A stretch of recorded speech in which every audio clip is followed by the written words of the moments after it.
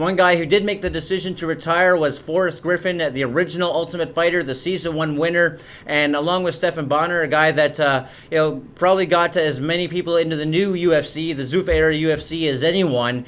Forrest Griffin, he was always a very popular fighter. He is a former light heavyweight champion, but never seemed to really be considered among the best fighters in the world for any great length of time. But Dana said that for his contribution to the sport alone, that he is going to be inducted into the UFC Hall of Fame later this year. How do you look back at the career of Forrest Griffin?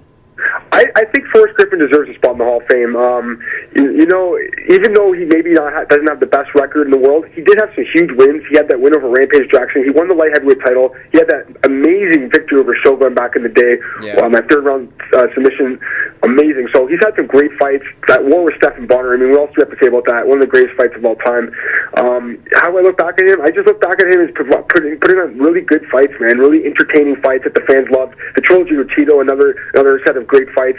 Just a good fighter, just a good, solid overall fighter. And like I said, he won the title, so a former champion. I have no problem with him going to the Hall of Fame. But I don't think Stephan Bonnar should go in the Hall of Fame. I just don't agree with that, man, at all. I don't think that his resume is worthy of a Hall of Fame. And he's been caught for steroids twice now. Yeah. And I think that's a bad move by the UFC. I understand that you're putting him in kind of his contribution to the sport, but he had that one great fight with Forrest, and that was about it. Other than that, he was just a tough guy. Pretty fun guy to watch, I guess. But like I said, getting caught for steroids twice is pretty bad, man. And I don't know what that kind of message that sends putting him in the Hall of Fame. I agree with you on the PED issue. That's something that bothers me a lot. But to play devil's advocate, if you're putting in Forrest Griffin for his contribution to the sport, his largest contribution is that Bonnar fight. You almost kind of have to put both of them in, don't you? I guess that's what Dana's thought was, but I don't know about that, man. There's still a lot of people, myself included, that think Stephan Bonnar won that first fight. Yeah, that's funny, actually. I've seen that fight so many times. Every time I watch it, I think the Forrest won. The second time I watch it, I think Stephan won. Then I think it's a draw. It's a great fight, but yeah.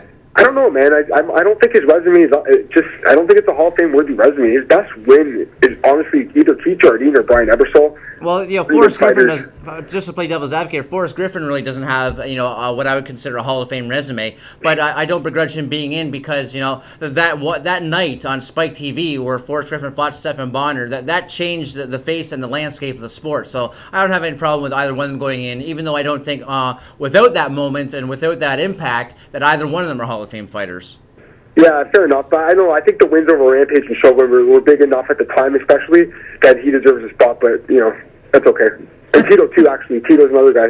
He's a Hall of Famer as well. So those are three Hall of Famers right there. I think that Forrest beat. So.